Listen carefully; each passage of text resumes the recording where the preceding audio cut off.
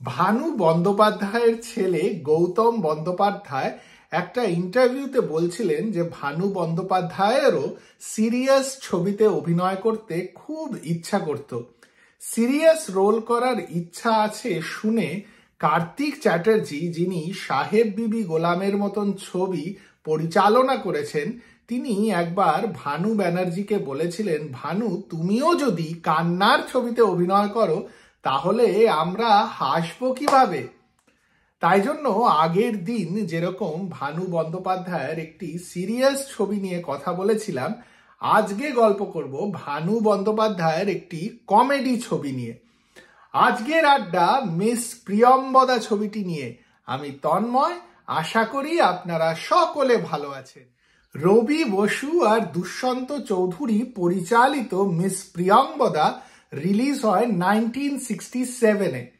ভানু ব্যানার্জি ছাড়াও এই ছবিতে রয়েছে তরুণ কুমার, লিলি চক্রবর্তী, হরিধন মুখার্জি, জহর রায়, নৃপতি চ্যাটার্জি, তপতি ঘোষ, আরো অনেক অনেক অভিনেতারা যাদের অনেকের আমি নামই জানি না।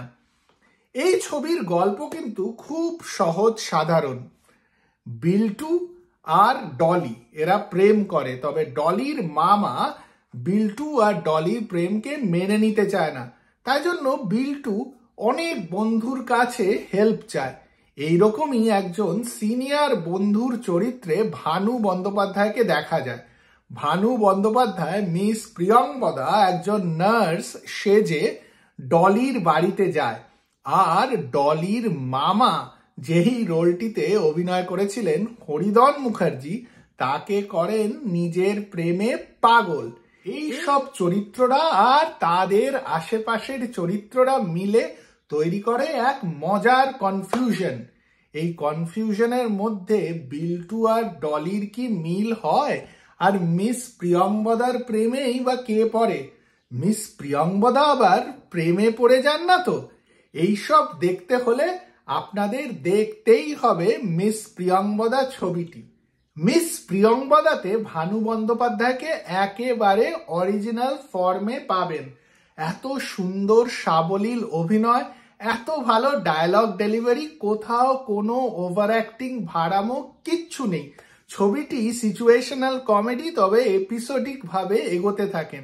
ভানু বন্দ্যোপাধ্যায় তো দারুণ, আর এছাড়াও এত ভালো ভালো অভিনেতা অভিনেত্রীরা আশেপাশে রয়েছেন, সব মিলিয়ে একেবারে জবরদস্ত ব্যাপার। প্রত্যেক সিনেই যেন হাসি পায়। আর ওই যে বললাম, কোনো রকমের ভাড়ামো নেই, আপনি ন্যাচারালি হাসবেন আর ছবিটা দেখে খুশি হয়ে যাবেন। আমার এই ধরনের ছবি খুব ভালো লাগে। সারল্যে ভরা সব চরিত্রদের দেখানো হয়, প্রত্যেককে দেখে কখনোই মনে হয় না এরা কেউ বোকা বা চালাক। এরা প্রত্যেকে যেন আমাদের মাসি, মেশো, পিসেমশাই, দাদু, দিদা এদের মধ্যেই লুকিয়ে আছেন। আর সেই সময় এদেরকে ছবির পর্দায় দেখে আমি শিওর দর্শকরা যেন নিজেদেরকেই দেখতে পেতেন। পৃথিবী অনেকটাই সহজ সরল ছিল তখন। মিস প্রিয়াঙ্গদার অনেকগুলো সিনই আমার খুব ভালো লাগে। প্রথম দিকে একটি চরিত্র টাইপিং প্র্যাকটিস করছেন, সেই সিনটি অসাধারণ। এছাড়া ভানু বন্দ্যোপাধ্যায়ের সঙ্গে হরিধন মুখার্জির যতগুলো সিন আছে প্রত্যেকটা খুব ভালো। আর জহর রায় যখন কোনো সিনে থাকেন তা তো ভালো হবেই।